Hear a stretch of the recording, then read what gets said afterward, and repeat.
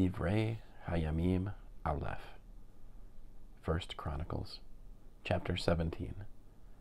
After David had been living in his palace a while, he said to Natan the prophet, "Here, I'm living in a cedar-wood palace, but the ark for the covenant of Adonai is kept under a tent." Natan said to David, "Go, do everything that is in your heart, for God is with you." But that same night the word of God came to Natan, "Go and tell David my servant that this is what Adonai says.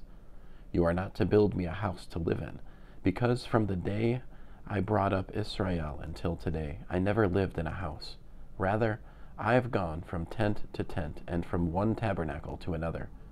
Everywhere I traveled with all Israel, did I ever speak a word to any of the judges of Israel, whom I ordered to shepherd my people Israel, asking, 'Why haven't you built me a cedar-wood house?' Therefore say to my servant David that this is what Adonai CJB says. I took you from the sheepyards, from following the sheep, to make you chief over my people Israel. I have been with you wherever you went. I have destroyed all your enemies ahead of you, and I am making your reputation like the reputations of the greatest people on earth. I will assign a place to my people Israel. I will plant them there so that they can live in their own place without being disturbed anymore. The wicked will no longer devastate them as they did at the beginning, and as they did from the time I ordered judges to be over my people Israel. Instead, I will subdue all your enemies. Moreover, I tell you that Adonai will make you a house. When your days come to an end and you go to be with your ancestors, I will establish one of your descendants to succeed you, one of your own sons, and I will set up his rulership. He will build me a house, and I will establish his throne forever. I will be a father for him, and he will be a son for me. I will not take my grace away from him, as I took it away from your predecessor. Rather, I will maintain him in my house and in my kingdom forever, and his throne will be set up forever." Natan told David all of these words and described this entire vision. Then David went in, sat before Adonai, and said, "Who am I, Adonai, God, and what is my family that has caused you to bring me this far? Yet in your view, God, even this was but a small thing. So you have said that your servant's dynasty will continue on into the distant future. You have regarded me, Adonai, God, as a man of high rank.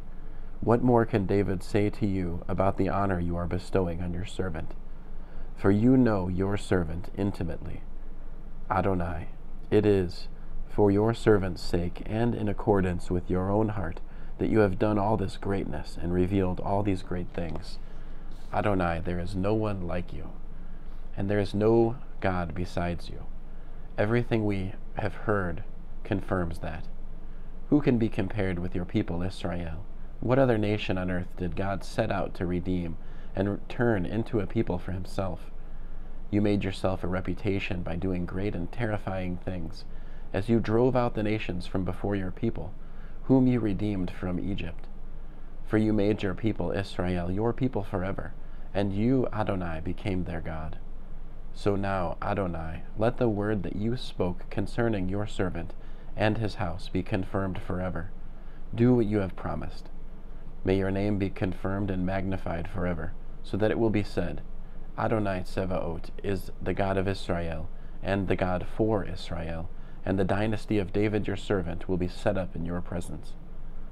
For you, my God, have disclosed to your servant that you will build him a house. This is why your servant has the courage to pray to you.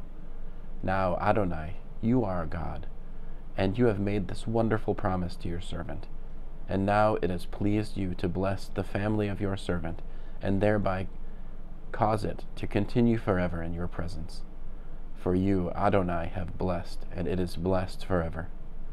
End of 1 Chronicles, chapter 17.